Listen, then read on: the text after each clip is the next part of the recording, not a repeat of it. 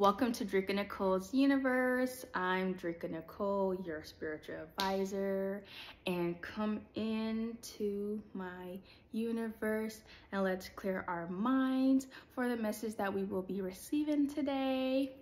If you have your robe on, thank you so much. If you don't, that is okay. All right. So I saw an interview of Erykah Badu on the Breakfast Club podcast where she talked about how it feels when you evolve, and you know what that from her perspective, what that feels like when you have to like leave parts of yourself behind when you're evolving. And she stated that it feels like a funeral because something that was so known and so familiar, you know, it's died off or it's passed on as you grow and evolve to, you know, this new person that you're becoming. And honestly, I couldn't agree more. I couldn't agree more to her perspective and also the analogy that she provided.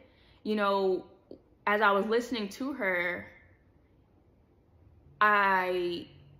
it put me into, you know, this thinking headspace. I'm a deep thinker, and it really had me it really had me deeply thinking, and you know, just overall reflecting on myself and who I was, and you know, who I called my friends, you know, habits that I indulged in, social groups, you know, the family members that I continue to surround myself with, you know, the values that I once had strong beliefs in, beliefs that I thought were actually concrete and were actually, you know, the right beliefs, you know, just everything about my overall previous existence. And, you know, it was interesting because as I'm sitting here and I'm reflecting on these things, it kind of brought me to a surprising point about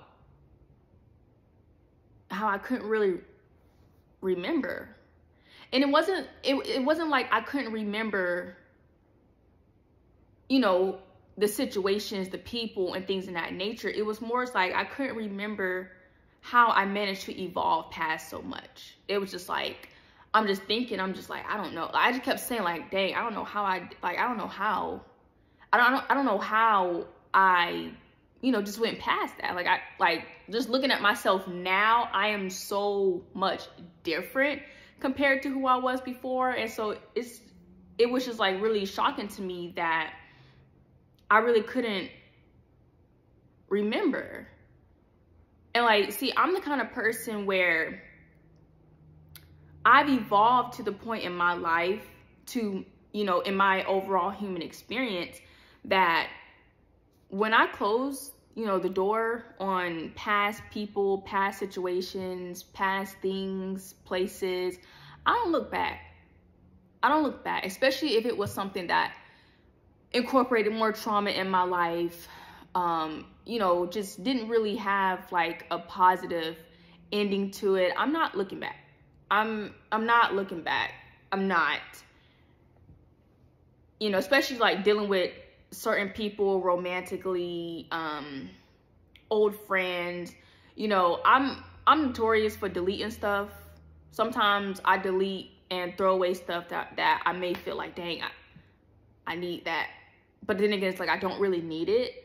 But I have to remove everything. I delete, I trash everything that is connected to that person. Any pictures, any videos, text messages, their phone numbers are blocked.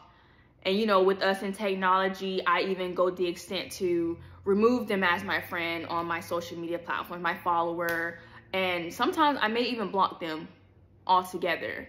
And you know, I've seen posts, I've seen statuses about, you know, people that do this, and you know, going through the comments and whatnot, you'll have some people be like, you know, they'll perceive that as an issue, like that like it's an issue that's within you. But from my perspective, if going to such an extent to protect my peace and my spiritual space, you know, per my growth, then yes, call me Hercules, I will go the distance. I will go the distance. And it's not because I'm childish, as some people would say, or, you know, I'm just immature or whatever the case may be. It's just because I am no longer aligned with them, right? My soul and spiritual frequency no longer resonates with theirs. I'm moving forward and higher in my energetic frequency and my consciousness. And I desire to manifest new people, places, and things whose energetic frequency, consciousness, aura, all that good stuff aligns with me, aligns with the person that I have evolved to, that I am evolving into. And so it's not much different than, you know, like cleaning a house, or like spring cleaning, or like Eminem song, I'm cleaning up my closet. You know, you're getting rid of all the things that have served their purpose. They no longer play a crucial, I mean, they played a crucial role, that person, place, or thing. It played a very crucial role in your life. But you have to get to a point where it's like, you know what? It has to go. And honestly, you'll feel it. You'll feel it. You'll feel when it's time to let things go. You know, I don't know if you guys have ever seen that TV show Hoarders. Like, they hoard all of that stuff. And a lot of that stuff is stuff that they don't even freaking need. So, you know, it's just, at some point, you know, in your human experience, these people, places, things, they have to go. They served the purpose that they were meant to serve on your journey, right? And a lot of times the purpose that they were meant to serve was to be a lesson, which eventually is a blessing if you do actually open your eyes, your mind's eye, go within and actually concur what it is that person, place, or thing, that overall experience with that person, place, or thing was actually meant to teach you. You know, a philosophical statement that I strongly stand on is there's always a reason for something or someone, right? Nothing happens or nobody enters your life for no reason. I don't believe in coincidences whatsoever. In fact, I've even gotten to the point where I see belief in coincidences as a lack of spiritual evolution. And I also see it as like disrespect to the Most High, because the universe makes no mistakes, right? The universe makes no mistakes. The Most High is the consciousness of the all-knowing, meaning it knows all things and it knows the reasons for things. We as spiritual beings having human experiences, we don't know everything, right? And there's going to be times where we don't understand the reason behind something. We are literally just fragments of that all-knowing consciousness. Because why? Because we are tethered to the universe, to the Most High. We are creations of the Most High. So yes, a lot of us are very knowledgeable. Yes, a lot of us know a lot of things, or we are very educated or just well versed in certain topics, certain things, whatever the case may be, but we don't know everything, right? We are not more powerful than the Most High. The Most High is the all-knowing. So, you know, when we actually go within and we start soul searching, we can gain an understanding to such reasonings, right? Because going within and soul searching is seeking divine guidance and assistance from the Most High directly. You cannot go, you can research some things externally, but to really connect with the Most High directly, you have to go within. You have to go within. So when it comes to us not knowing the reasoning for behind things, a lot of times we are not going to know until we go inside. And really going inside is thinking deeply. When you begin to explore different avenues of your mind, it awakens different parts of your consciousness. And it allows the Most High to come in and provide you that information that you are seeking. Because if you're seeking the truth, you will find it. You will find it. Okay?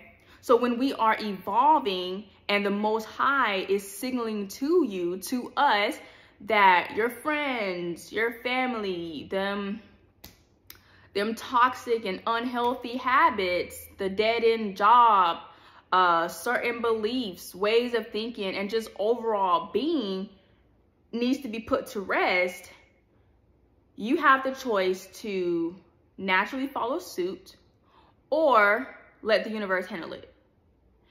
And I'll be the first one to tell you, when it gets to that point where the universe have to step in and do the job for you, it's not going to be gracefully. It's not going to be gracefully at all. In fact, I feel like those are the most, what's a good word? I don't really want to say traumatizing. Those are the most gruesome experiences. I will say that. So most times, those are, they call those kinsho moments, kinsho experiences, something that is in a way traumatizing, something that really, you'll never forget it for sure, but it's really gruesome. It can be really, really ugly, because the whole idea is for you to utilize your free will for yourself, your free will to make the choice for yourself, right? It's like with my kids, my toddlers that I teach, you know, the ones that like to talk back, the ones that like to tell me no when I ask them to do something, like put the toys away, or it's cleanup time, or, you know, get on your mats for nap time. Well, you don't want to listen? Now Miss Dricka is going to help move your body. I'm going to help move your body because your listening ears are not working. So that's very much so how the universe is, right? Our problems, I feel like, as human beings, is that we like what is familiar. A lot of us have attachment issues. And you can go back to my episode where I talked about healing your childhood wounds. A lot of us have attachment issues. We don't understand that. Again, referencing hoarders. Y'all see how they hoard so much stuff that they don't, it's literally unnecessary stuff. It's because they have an emotional attachment. They have an emotional detachment that has gone so extreme that it has caused them to hold on to all this clutter, and they're living in it, and they have become complacent in it. It's literally the same thing. We as human beings, we like things that are familiar. If we can familiarize ourselves with that person, with that place, with that way of living, with that system, with that routine, with that response, with that reaction, you know, we're fine and we're comfortable that way. And everybody likes to be like, well, this is just the way I am. That's an excuse. That's an excuse. That's a form of justification to essentially justify or to state your case of approval for your behavior. No. In some cases, saying that's just the way I am, that is valid. That is valid, okay? But in some cases where the person is to the extreme with a certain behavior or whatever the case may be, and they say, well, this is just the way I am. No. No. So, you know, when we have such an attachment to whatever is familiar, even Erykah Badu mentioned it. She says, even if it's toxic, that's the thing. Even if it's toxic, because we are so familiar with it, we know what that is, we'll stick to it. You know, we feel a sense of wholeness within ourselves because we know what that is. As human beings, we tend to naturally, some of us, we tend to naturally fear what is unknown, right? So when we look at this, we have to come to a point to understand that life isn't about being comfortable. I spoke about this in my podcast episode about learning how to be uncomfortably comfortable, right? From the perspective of spiritual evolution, life is not about being comfortable. Not growing, not changing, not enhancing your being is communicating to Christ consciousness, to the universe, to the Most High, that you are okay with being stagnant and remaining in a dead-end loop in your life. That's all it is. You can have all these different lanes to go into, but because you know this one lane, you're going to stay on that lane. You don't want to explore that lane. You don't want to explore that lane because you're comfortable with this lane. You know this lane very well. You know the things that it reaps. You know the routines of it. You know the way, the ins and outs. You are going to stay on that lane. And so you are communicating directly with the Most High that this is the lane that I want to stay in. I don't want to explore anything else. And sometimes the universe is going to be like, all right. But at the same time, I also believe that the universe doesn't just quit on us. The universe doesn't just, you know, fall back and be like, well, F it then. So in some cases, it can appear like that. But I do still feel like most times the Most High still gives us ample opportunities to make different choices in our lives. But that's just me, though. That's just me. But to get back to what I was saying, I feel like with us having an issue with what's unknown and being so comfortable with what's familiar, honestly, I feel like this is why a lot of us give second chances to, you know, old lovers, give second chances to old friends, and, you know, even continue to mingle and entertain, you know, family members who were or, you know, are not healthy, or they were or are abusive, you know, inconsiderate, narcissistic. You know, I don't really like to use that word because we, you know, a lot of people use that word so loosely nowadays. So you have to be very conscious of using that word. But in some terms, it is appropriate to use that word. We continue to mingle and entertain with these people. Like I said, even if we know it's toxic, even if we know, some people are just very ignorant and they don't think that it's toxic because it's something that they have known all day life. It's something that is considered normal to them. So anything that is healthy is scary. It's weird. It's, I don't like that. Let me go back over here because I know what this is. Again, they find a sense of wholeness in that. So they stick with it. So yeah, we tend to just allow certain things to continue to be because we don't know how to let go. We don't know how to let go. It's the same reason why, you know, we continue to mourn passed on loved ones. And honestly, with this is trigger warning. Trigger warning, because I really don't mean to be offensive. I really don't mean offensive. Please do not misunderstand me during this part of the message. Because to mourn something or someone, it is a natural state of emotion. Let me just clear that air.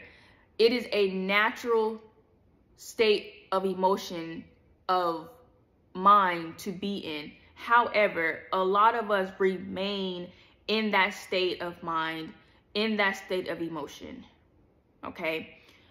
And what that is a state of emotional and mental stagnancy. It's stagnancy.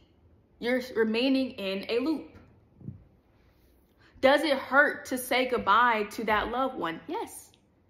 Yes, it does. It hurts a lot. Does it hurt to walk away from that ex-lover, from that friend that you may have been with for a long time, friends with for a long time, in a romantic relationship for a long time? Yes. Does it hurt to actually make the conscious choice to not rekindle that connection? Certainly. Absolutely.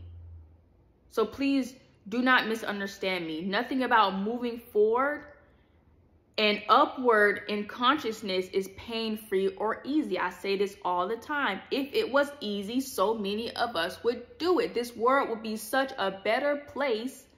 It wouldn't be as dense.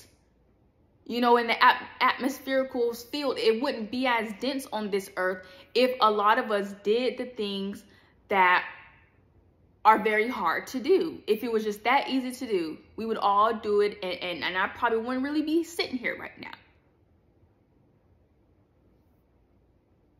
Just look at it like, look at those of us, you know, who decide to let go of alcoholism, you know, and drugs.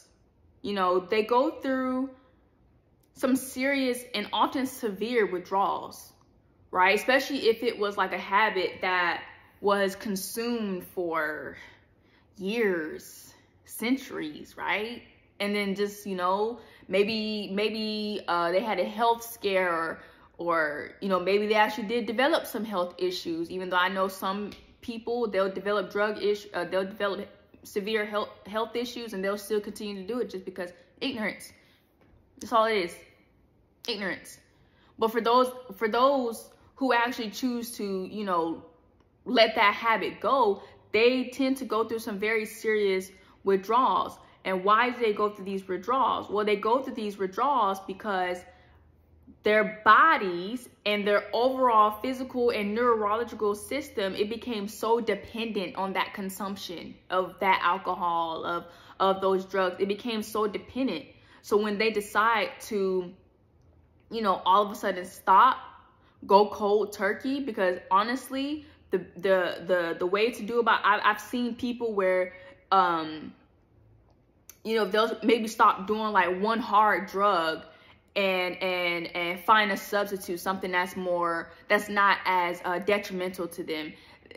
Most time you have to just go cold turkey. Just go cold turkey, because in a way you're still feeding into that habit. Because 9 out of 10, just because you may have switched the product, don't mean you're not going to still abuse the use of it. See, the way I see it is,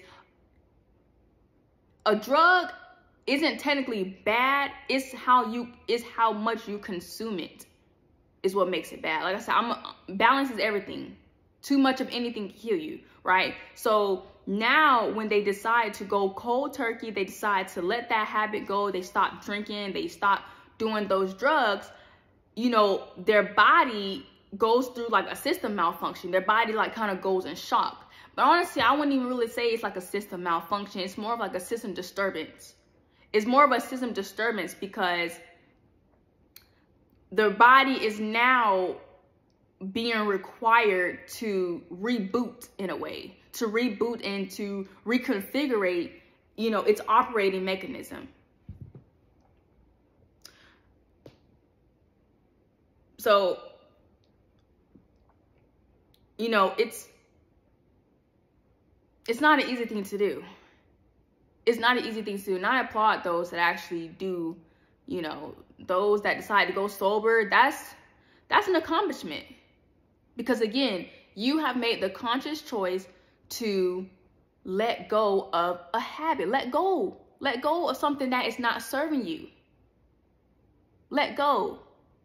And even more kudos to you if you decided to do it without the universe having to step in. Because I feel like once health issues come up, that may be like a sign from the universe. Like I told you, I was trying to get you to stop doing this, and you want to listen, and now boom, look. Look, now you got lung cancer. Now you got kidney cancer. You got something, right? So kudos to those. I'm telling you, if doing such things was easy, I'm telling you, more of us would be active participants. And honestly, if you want to look at it from another perspective, it's really expensive to do what is hard because it costs too much. It costs too much. But what we fail to realize is that it's actually more taxing when we aren't willing to pay that expensive fee, right? You know how you hear that saying, oh, it's cheaper to keep her or it's cheaper to keep him? It's actually hefty in taxes. It's actually hefty in taxes. Why? Because it's taxing in your mental health, especially if that person is not good for you. Not good for you. But again, it's someone that you're familiar with. You don't want to move on to somebody new because you don't want to, you're nervous and it scares you to have to start all over. So you rather go back to the person that you're familiar with. Well, your mental health is about to be heavily taxed. Your physical health is about to be heavily taxed. Your spiritual health is about to be heavily taxed because honestly, spiritual issues lead to health issues. I don't know if a lot of people know that. Spiritual issues lead to a lot of actual physical health issues. If you're unhealthy spiritually, it will result in physical health issues, like actual physical issues with your vessel, right? You're causing harm to your spirit. You're causing harm to your soul. So actually, yes. It's also very taxing of your overall spiritual growth. Because again, you're dampening your spirit. So you are not allowing yourself the cleansing space that a vessel that you actually need to be able to spiritually evolve, right? So when you let go of your old ways, you let go of those old friends, those old lovers, etc., you know, when you let them rest in peace, you will have withdrawals. Because withdrawals isn't just a term that applies to people who, you know, do alcohol and, you know, have drug addictions. Because honestly, if you look at it, like I said, anything that is overly consumed, engaged in, conducted is an addiction. It's an addiction, right? Like I said, too much of anything can kill you. So it's time to have that funeral. You know, why do we say rest in peace? Let's just think about that. What is the whole point of resting in peace? And again, no offense to those of us who continue to mourn our passed on loved ones, you know, year by year. We're making a post about them. I'm not saying that you are wrong to do that. That is within your right. What I am saying is, when we think about the phrase rest in peace, how is that person actually resting? And I want you to think about this question. How is that person able to rest in peace if you continue to mourn? If you continue to pour into that loss, if you continue to hold on to that loss, right? Because a lot of us, we are not receptive to loss. Some of us take losses very hard. Very hard. Losing something, we think it's the end of the world, right? But again, with that perception, with us staying in that emotional state, we are causing blockages in our life. We are remaining in a state of stagnancy, a continuous cycle, right? We have to let people, places, and things rest in peace. Looking back on old memories, it's beautiful. Don't get me wrong. Nothing is wrong with reminiscing. But I think it's more about just being conscious about how you do it. I think that's more important than anything, is your overall consciousness. It's just like alcohol. It's just like drugs. How are you consuming it? Are you consuming it to an extreme? Are you doing it as a form of, as a coping mechanism, right? Are you doing it as a means to try and navigate your way through your emotions or whatever the case may be? You're abusing the use of it. Alcohol is here for a reason. Why? It is something for us to enjoy. But those people that just be like, oh, I don't drink for the taste. Oh, you drink because you want to get drunk. Which, okay, there's nothing wrong with that too. But still, it's just consciousness. Consciousness. What are your intentions? How are you actually using, or how are you actually consuming that? So when we are reminiscing on past people, places, and things, are we doing it in a way to motivate us? Are we doing it in a way to inspire us? Or are we just doing it as a way to just remain in that emotional space and just, you know, allow ourselves to just suck because we lost something or we lost someone, right? So allowing someone to rest in peace is actually, one, allowing yourself to, yes, mourn, but don't stay in that emotional space. Don't stay there.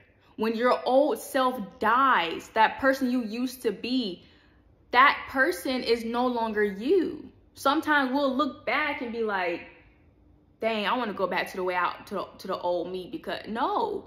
You know, I'll tell you, I shared this one thing with you guys. Something that I knew that really highlighted to me, even though I saw signs before, but something that really highlighted to me that I was evolving, when my little sister, she said to me, I miss the old Dricka. We was having some issues with our relationship. And, you know, I wasn't allowing her to get her way over me. I wasn't taking the emotional abuse that was ruminating through the situation that she was going through. You know, I wasn't allowing it. I was standing down. I was standing 10 toes on my boundaries, you know, on my self-respect. And yeah, she said that to me. I miss the old Dricka. And it's like, oh, wow. What? Christina's gone. Like, it's just, I don't know who you're talking about. But then again, I know who you're talking about. Well, then again, I don't resonate with that person anymore. That's not who I am anymore. This is who I am. So either you accept me or you don't. Right? So we keep ruminating on the past things, and yes, we're going to have those withdrawals. We're going to have situations where we want to go back to who we were. We want to go back to that person because it's what we knew. If you look at it from an astrological standpoint, in astrology, in our birth charts, something that I highly recommend you guys to really look into, in your birth charts, you have a south node and you have a north node. Your south node is where you are coming from. This is past things, past versions of you, past experiences. This is everything in your past. Your north node is where you are going, right? Future, okay? We can't dwell too much in the past, nor can we dwell to or look too ahead to the future. But we cannot move forward to the future if we're staying in constant loops of the past, right? So allow yourself to rest in peace. Be receptive to those loved ones, your old self, those old habits, those old beliefs. Be receptive to them dying off. And it's not to say not to remember them, because you're going to always remember them. Just don't allow the memory of them to influence your decisions for your future towards your north node, right? They say that, you know, we refer to funerals as celebrations of life. We're not celebrating what is dead. We're not celebrating, because when a person dies, only thing that is left here on this earth is their physical vessel. Their spirits are still living on. I don't think a lot of people understand that. They are very much still alive. You can access them. You can talk to them anytime you want. If that is something you desire, you can still have a connection with them. Their physical vessels are just they're no longer here. And I think that that is the concept that a lot of people hold on to when it comes to a loved one passing on, right? Or even an ex-lover. They're no longer physically here in your life, yet you're still ruminating on when they were here. Let them rest in peace. Celebrate the life that that person had, right? Celebrate and rejoice in what was and accept what is. Release the pain and emotions tied to what was. Cry if you need to. Shout if you need to. Yell if you need to. You know, do whatever you need to do to release the pain and emotions tied to that version of you, tied to that person, tied to that thing.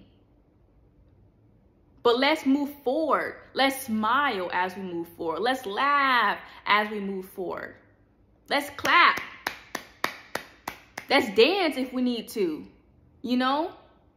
Because what's more important is your future. Who is the person you are becoming?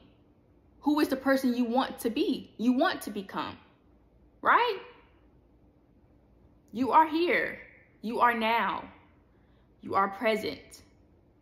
Your past is an inspiration for your future.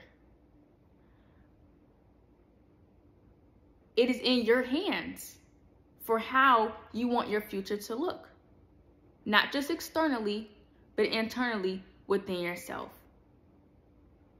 Thanks for tuning in, you guys. I'll talk to you later. Peace.